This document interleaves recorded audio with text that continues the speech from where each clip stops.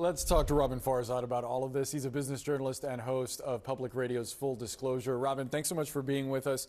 The question of whether Trump has legal standing to fire Lisa Cook is something that is likely going to be litigated. Her attorneys have vowed that they will sue the administration.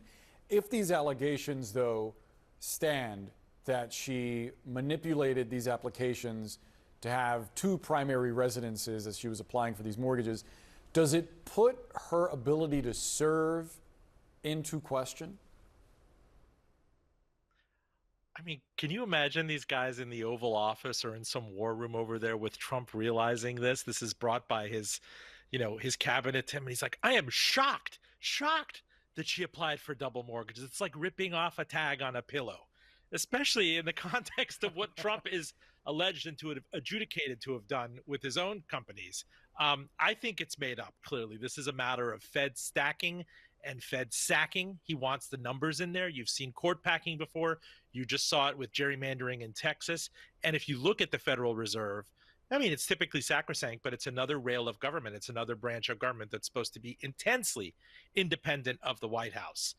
This is him trying to break another precedent. This is going to sound like a dumb question, but I think it bears emphasis at a moment like this. Why is it that markets especially value the independence of the Fed?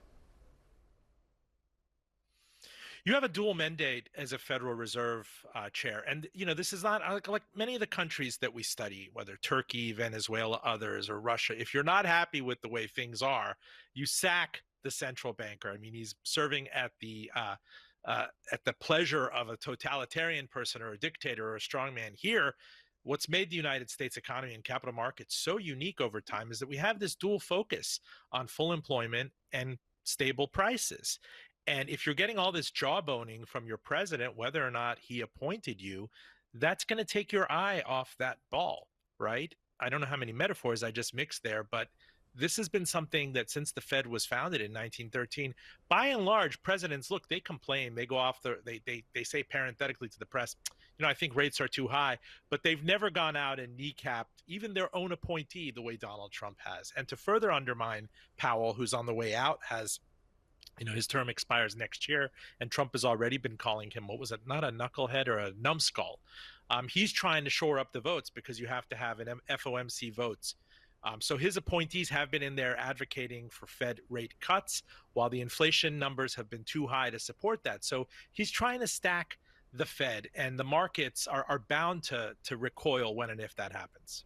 I wonder what the Fed's next monetary policy meeting is going to look like. It's less than a month away.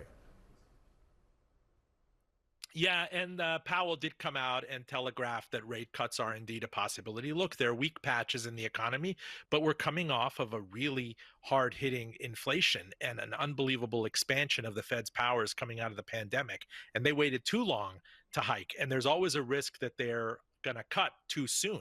And inflation, as we know, is a pernicious, really hard to put that back in. And he'll be long gone by the time we're dealing with this, whether or not that's a Trump appointee. So this is getting dangerous. And I think another check on this White House has been the capital markets. If the stock market recoils, if the bond markets kind of come out and say, whoa, you're politicizing central banking, then watch out. These are powers that are far bigger than this president's. Obviously, replacing Cook would give Trump appointees a majority on the board, and you've talked about it being sort of stacking on the Fed. You wouldn't expect Trump appointees to do anything other than rubber stamp his demands for cuts?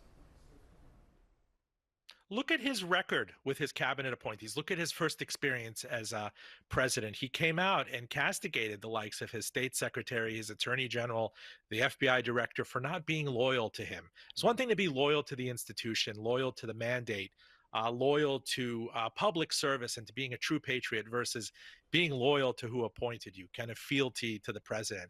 We've seen that he's underscored that time and time again. And you see it currently with the FBI director. You see it currently with the attorney general. He values loyalty, personal loyalty above all else.